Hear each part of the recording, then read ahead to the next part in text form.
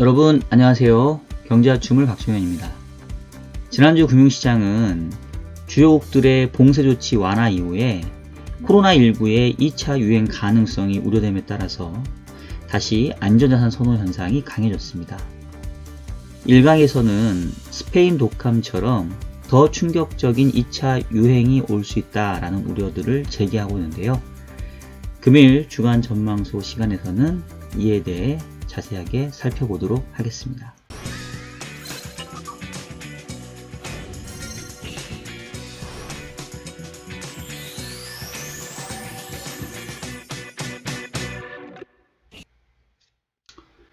자, 지난주에 금융시장 보시면 국내적으로 주가가 약세를 다시 보였고요. 차트를 보시면은 뭐 지금 다우도 그렇고 뭐 나스닥, S&P 그리고 우리 코스피도 보시는 것처럼 뭐 V자 회복으로 거의 고점 수준을 다 회복한 이후에 보시는 것처럼 이렇게 또 상당히 아래쪽으로 주가가 좀 하락하는 모습들을 좀 보였어요.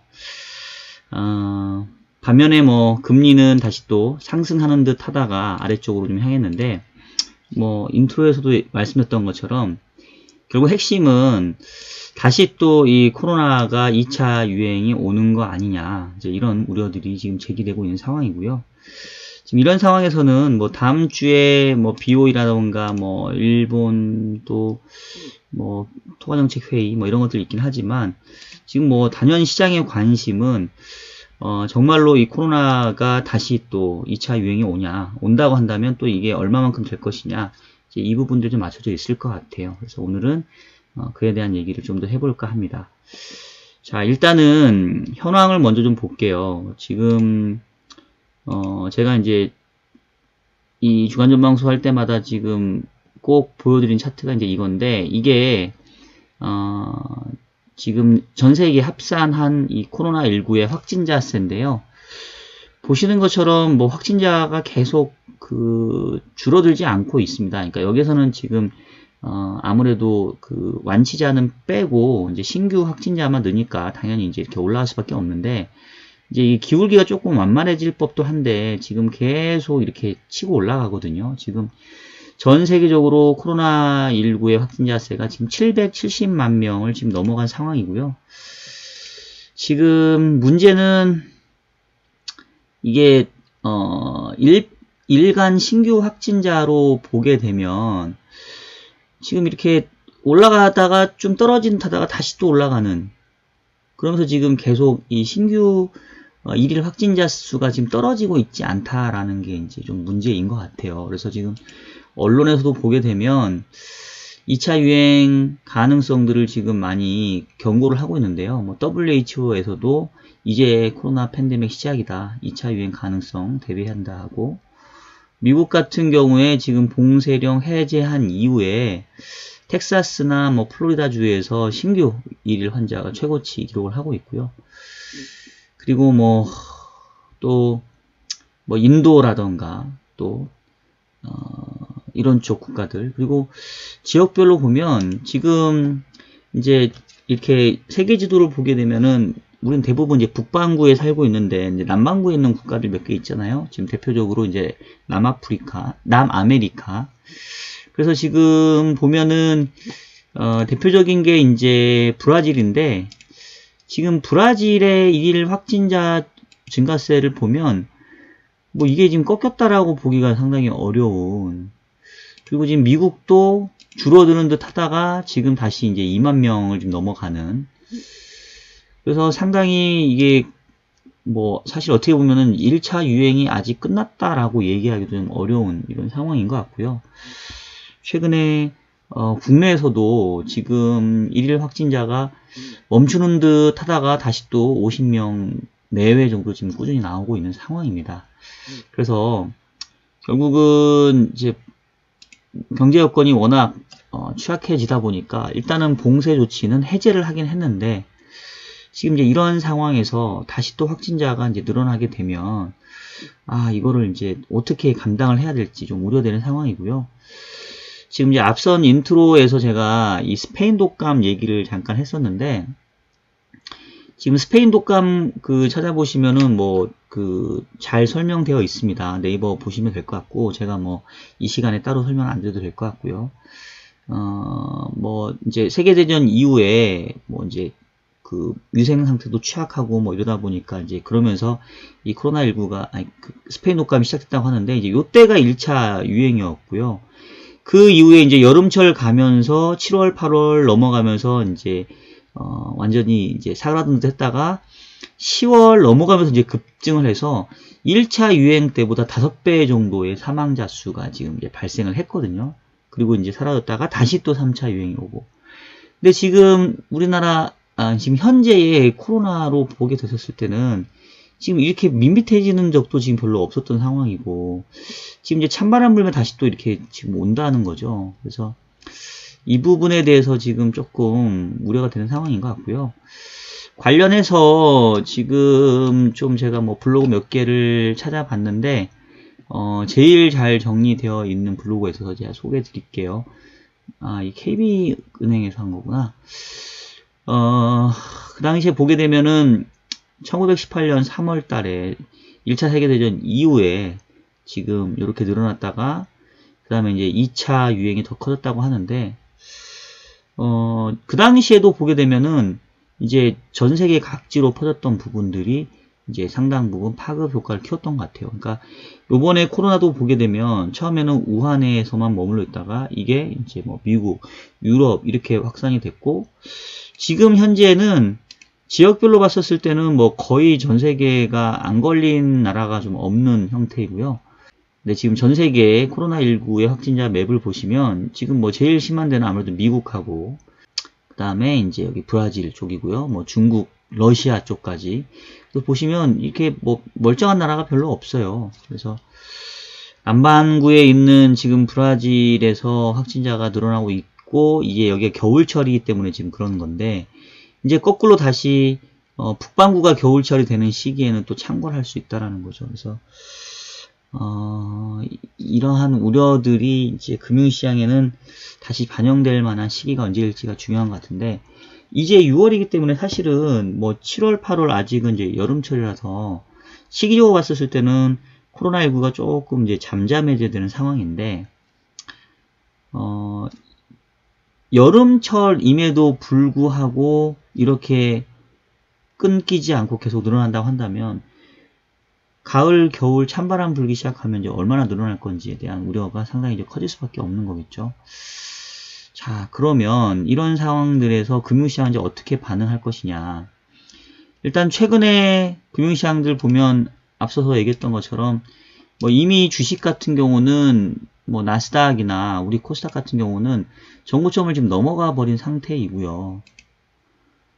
반면에 이제 금리는 뭐 아래쪽에 좀 붙어 있는데, 지금 경기의 회복 속도로 봤었을 때는 상당히 좀 부진한 게 맞는데, 그럼에도 불구하고 이제 2, 4분기가 경기의 바닥이다.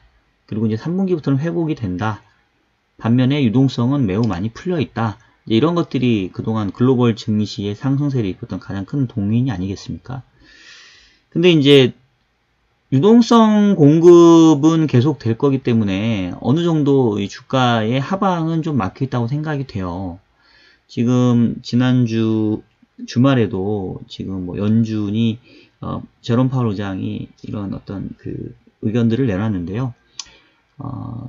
코로나 위기 이전 수준으로 고용시장을 회복시키는데 모든 수단을 동원하겠다라는 지금 얘기를 하고 있습니다. 그래서 뭐 처음에 코로나 발병 초기에는 연준이 아무리 뛰어난다 하더라도 이번의 경우에는 백신을 만들 수 없기 때문에 이 세계 경제, 금융시장을 구원하기 어려울 거다라는 생각을 했었는데, 뭐 실질적으로 지나놓고 보니까 뭐 보란 듯이 결국은 이렇게 주가를 끌어올려 놨어요. 그리고 향후에도 코로나19가 재차 확산이 되고 경기에 대한 충격이 전해진다라고 한다면, 뭐 지금 이제 꺼내지 않은 정책들, 지난주 FOMC 같은 경우는 이제 사실은 정책 수단을 다 꺼내지는 않고 이제 뭐 여러 가지 것들을 쓸 수 있다라고 얘기를 하는데, 뭐 포워드 가이던스도 있을 수 있겠고, 즉 언제까지 금리를 안 올릴 거다. 그다음에 이제 뭐 수일고설 통제, 장기 쪽하고 단기 쪽하고 금리를 아예 픽스 시켜놓고 무제한적으로 사주는 거. 그다음에 뭐 마이너스 금리 도입 뭐 이런 것들. 그러니까 아직은 뭐 중앙은행들이 쓸 수 있는 수단은 무궁무진하다고 생각을 하고요. 사실 이번 코로나19를 겪으면서 저는 이제 MMT라고 하는 현대통화일원이 비로소 이제 현실화됐다고 생각을 합니다.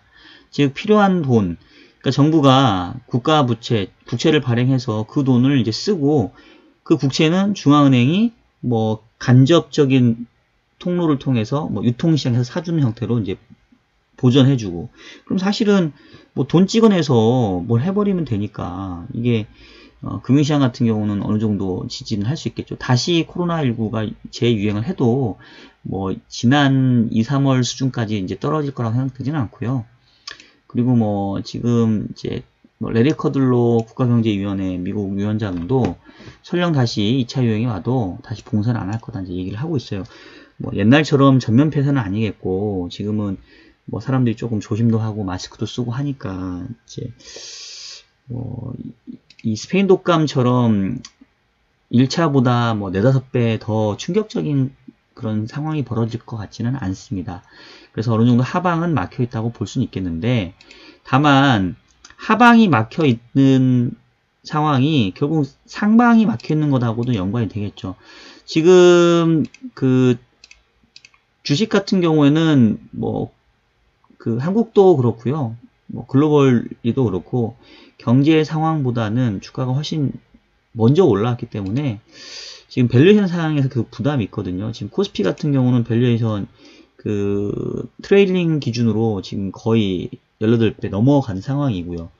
포워드 PER 향후 1년 동안 기업이익을 감안해도 지금 뭐 거의 12배 밸류 상단에 지금 와 있는데, 지금 확실한 거는 코로나19가 과거 스페인 독감처럼 뭐 2차 유행이 더 파격적이지 않다 하더라도 이전처럼 경제 여건 자체가 정상화되기가 이제 어려운 거죠.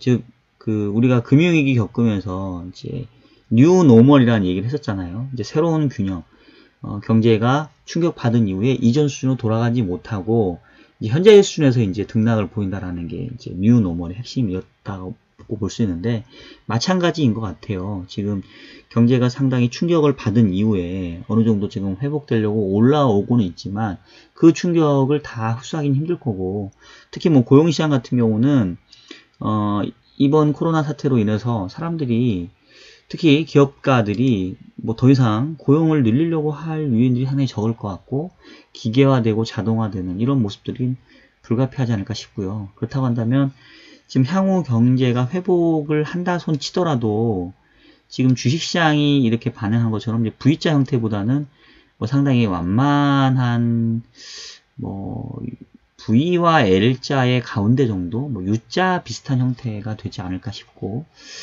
그렇다고 보면은 돈을 풀어내면서 이 금융시장, 특히 주가의 하방을 막는 데는 성공을 했고 반등까지 이끌어냈지만, 거꾸로 이 위쪽을 치고 올라가기에도 좀 어렵지 않겠느냐. 결국은 이제 돈의 힘에 의해서 주식시장 같은 경우는 이렇게 이제 하방과 상방이 좀 막히는 박스권 흐름들로 가지 않을까 싶고요.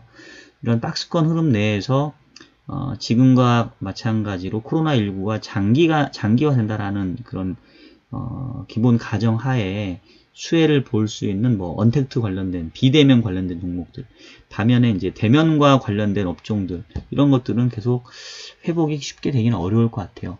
최근 뭐 항공업종, 여행업종 이런 것들이 좀 반등을 좀 줬었는데, 이게 결과적으로 기대했던 만큼 빠르게 올라오기가 좀 어렵지 않겠냐, 뭐 이런 생각이 들고요.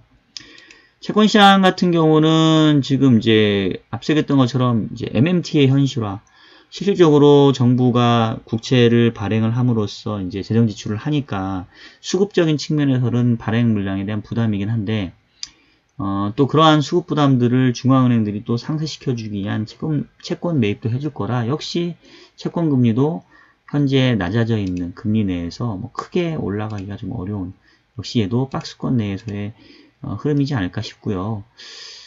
지난주 뭐 국내 금리도 좀 오른 듯 하다가 다시 좀 꺾여 내려오고 있는데, 역시 아랫단에서 이렇게 박스권 흐름들이 이제 나타나지 않을까 싶고요. 뭐 다른 외환 시장들은 뭐 달러 강세가 지금 한번 주춤해졌는데 뭐 역시 마찬가지겠죠. 달러가 기조적으로 약해지면 어렵고 그렇다고 해서 지금 100 이상 뚫고 하기도 힘들고.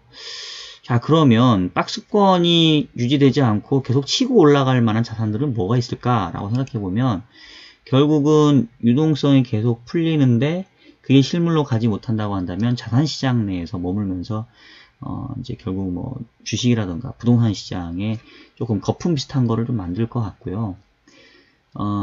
그리고 이제 직접적으로 이러한 통화 가치가 안 좋아지면서 나타나는 현상들은 결국은 그 통화의 대용치라고 할 수 있는 금이라던가 또 비트코인 뭐 이런 게 되지 않을까 싶어요. 지금 금 가격 전고점 치고 올라왔다가 역시 좀 박스권에 있는데 이런 상황이라고 한다면은 다시 또 상단을 벗어나서 그 고점 돌파를 할 수 있을 것 같고요. 비트코인도 지금 마찬가지로 전고점 수준에서 지금 놀고 있는데 지금 다시 코로나19에 대한 2차 유행 가능성이 커지면서 경제 여건이 여전히 눌려 있는데 계속 도름 풀어낸다라고 한다면 오히려 지금 제일 앞으로 유망한 거는 뭐 금하고 비트코인 봐야 되지 않을까라는 생각이 저는 좀 개인적으로 듭니다.